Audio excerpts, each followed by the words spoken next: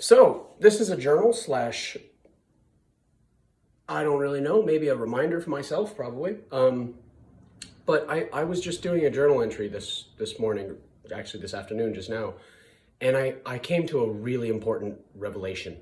It's not a hyperbolic word. I really do think that's the right word for this. I suddenly understand how I got myself all clumped up in my thinking and all bound up and anxious and fucked. And it was because the routine that I had made for myself, that I had followed pretty diligently my whole life, once I stopped actually doing those things in the morning and instead would just be aware I should be doing something that I'm not doing, that created a really toxic environment for my mind, because then it made it look and feel like impossible to start the routine. And then I would go through the day depressed that I never did it. And then if I didn't do it in the morning, I would feel like I fucked up and there was, no chance of my just picking up and doing it now or whenever the hell I decide to start the routine. Like, routine is time independent. I don't need to wait for the morning to have it work, right? So here's what the routine used to be.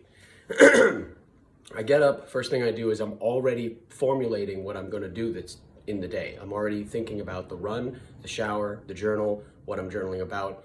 I'm doing that off the bat once I wake up, and I'm excited because I know, just intrinsically, or I used to know, that it's all about energy. It's all about manipulating your own internal energies and giving yourself a reason why.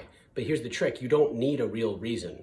You can just say, because I know that this is an energy state I can attain, and I know that there probably is a reason I could feel this good in life, why not, instead of having to think through and find what that reason is, apply the feeling and then find the reason afterwards.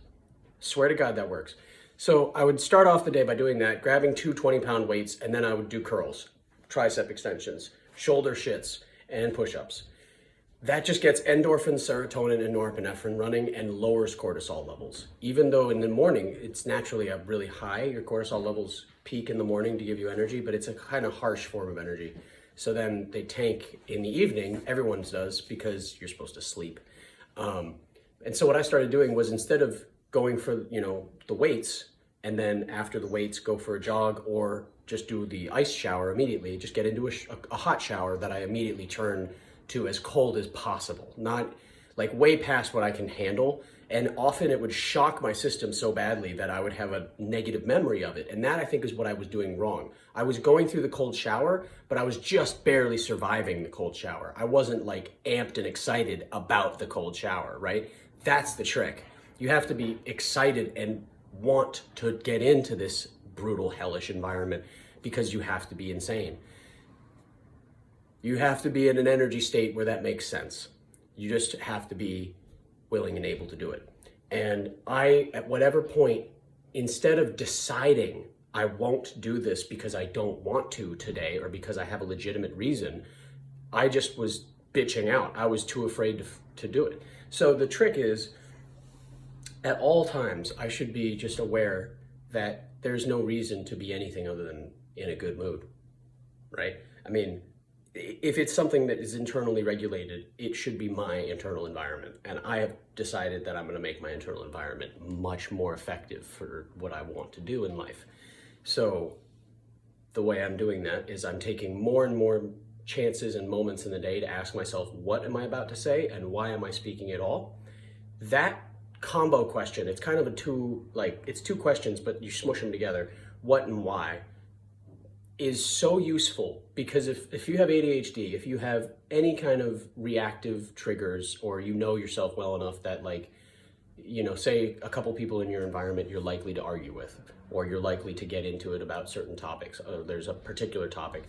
If you are aware of that being there, you can come into that environment, or you can come into those situations expecting to have emotional reactivity. And instead of just following what those initial impulsive thoughts are and just speaking them, it'll feel righteous. It'll feel like you're in the right. And the topic matter, you're very likely in the right. It's not about the topic. It's about how you're saying it.